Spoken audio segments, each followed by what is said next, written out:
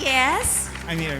Yes, Joey. Let's hear the story of Mr. Torres. He's one of the big businesses, Saki Torres. Yeah, And, he's super rich. Yeah, the biggest, di ba? Automotive parts distributor that's right. and producer and exporter in the Philippines. We can be friends. But Chris, he has a... Yes. Even if he's super rich, he's helping the poor. And why did you tell him your story? Pag-start tayo, nag-start nyo sa super rich. Sorry po. We should be, di ba po, ang presidente natin ngayon, prangka at totoo lang, super rich naman po talaga kayo. Anyway, we have a new... Takot ho ba tayo sa BIR? Kaya ayaw natin pag-usapan ng pagiging super rich? sa puso lang. Okay. We have a new project, and this is to help rice farmers. And this project is just started last year. And we help the Dito farmers. po tayo sa gitna kasi sa leveling po ng yaman, ang mas mayaman lang po sa inyo nakaupo doon. Si Miss Tessie C. Coson na hindi umakyat.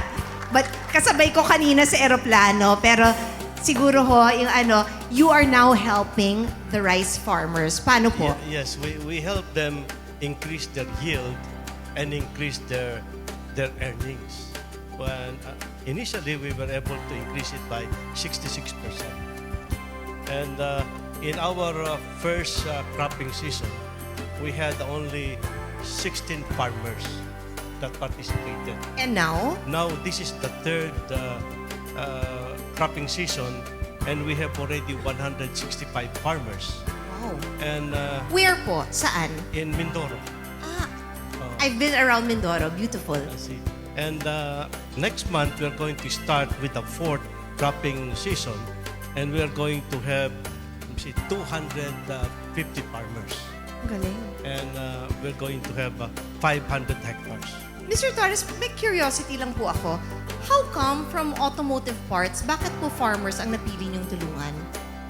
At bakit specifically rice farmers? Well, sometimes businessmen, they have no limitation. Sometimes whatever is in front of you, and sometimes when you want to help also.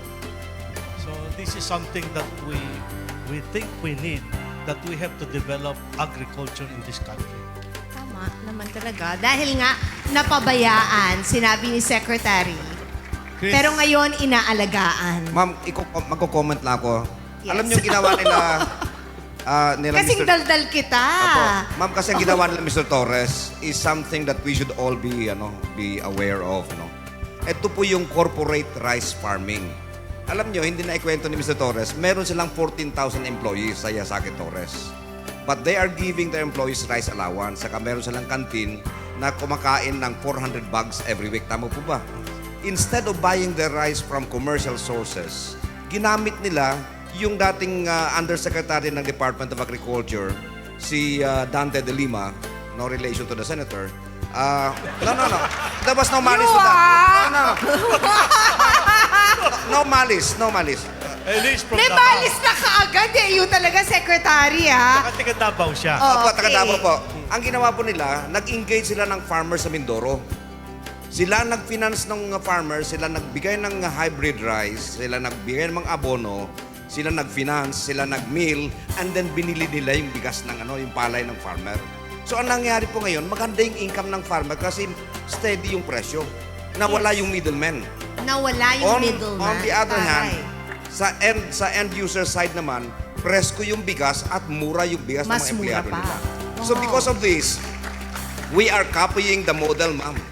And I submitted this proposal to the president during the cabinet meeting, and he approved the implementation of the corporate rice farming system in the whole country. Galing. Opo.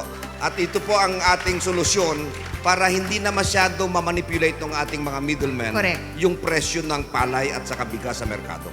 Ay. You are amazing, Mr. Torres. Model po sila. Model po. Oo. Actually, it is because of the secretary. Oh, Mutual Admiration Society. How nice.